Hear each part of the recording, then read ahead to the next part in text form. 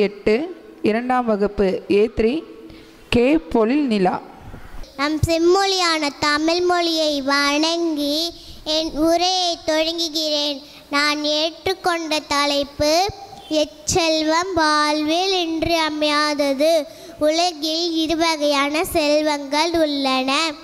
ஒன்று எல்லோராலும் மதிக்கப்படும் கல்வி செல்வம், மற்றையது பொருட்செல்வம் ஆகும்.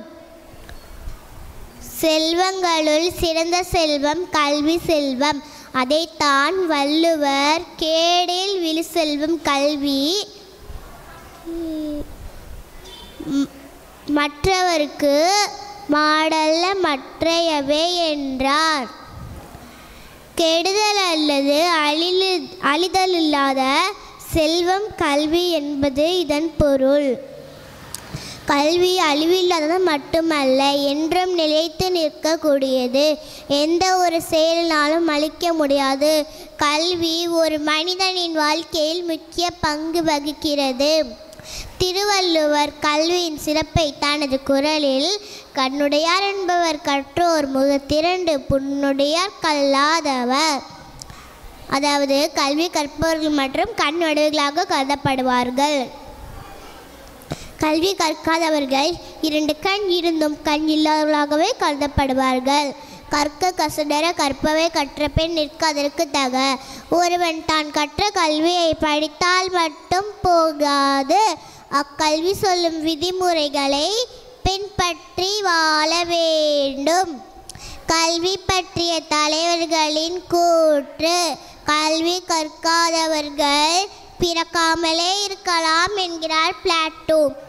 பிச்சை புகினும் கற்கே நன்று என்கிறார் ஔவையார். இளமையில் படிக்கும் கல்வி சிலை போன்றது என்கிறது ஆத்திச்சுடி. கல்வி மேல் இருந்த பற்றுதான் சாக்ரட்டிஸ் போன்ற ஞானியையும் அப்துல் கலாம் போன்ற அறிவாளியையும் உருவாக்கியுள்ளது.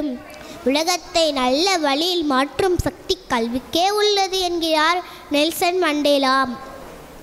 கல்வி என்பது பள்ளிக்கு சென்று நல்ல மதிப்பெண்கள் பெறுவது மட்டுமல்ல, நம்முடைய அறிவை மேம்படுத்துவதற்கு, தேவையற்ற மூட நம்பிக்கைகளை விளக்குவதற்கு பயன்படுவது ஆகும்.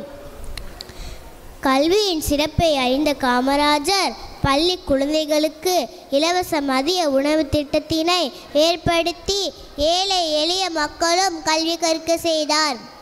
கிராமங்கள் தோறும் பள்ளிக்கூடம், இலவச கல்வி திட்டம், சீருடை திட்டம் போன்ற திட்டங்களை ஏற்படுத்தி அனைவரும் கல்வி கற்க செய்தார்.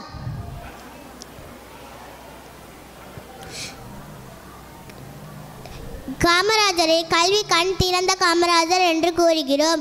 காமராஜரின் பிறந்தநாளை கல்வி வளர்ச்சி நாளாக கொண்டாடுகிறோம். எனவே நாமும் கல்வி கற்போம், வாழ்வில் முன்னேறுவோம்.